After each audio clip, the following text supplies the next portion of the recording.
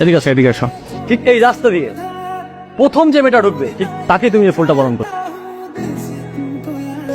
I love you. ছেলে third year. Final year. কি ভাই তোমার র্যাক দিতেছে?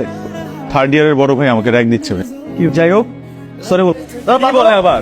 কি হইছে এখানে? কোন ইয়ার? আমি কোন ইয়ার মানে তোরা না ফার্স্ট ইয়ারে পড়িস? এ মামুর বেটা এক ঘটনা যা ঘটার ঘটছে তুই আজকে ওকে সরি বলে দিবি। কি ব্যাপার?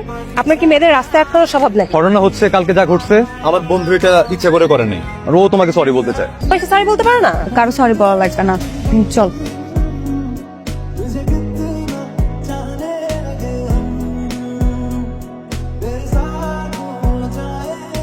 তুই করতেছস? তুই চুপচাপ পাহাড়ে দে।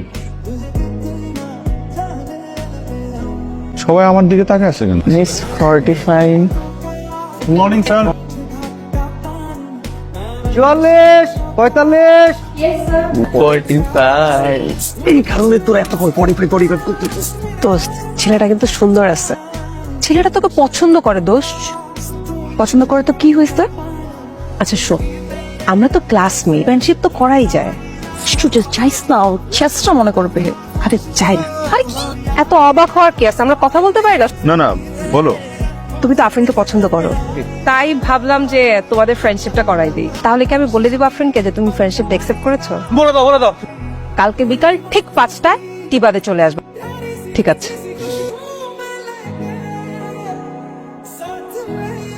Thank you. নতুন বইয়ের পাতার গন্ধ আমার খুব ভালো লাগে। আর কি ভালো লাগে? তোমার চুলের ঘ্রাণ ভালো লাগে। আরফ, আমি জানি তুমি আমাকে পছন্দ করবে, আমাকে ভালোবাসো।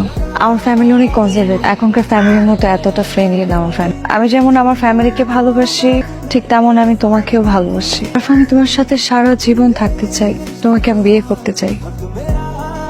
কি লাস্ট ডে, মনে হয় যে আজকে আমাদের শেষ দেখা। শেষ দেখা কিনা জানি না, কিন্তু কেন জানি আমার মনে হচ্ছে তোমার থেকে আমি অনেক দূরে চলে যাচ্ছি। আজকে থেকে আমরা আমাদের ম্যাজিক্যাল জার্নির সেকেন্ড চ্যাপ্টার শুরু।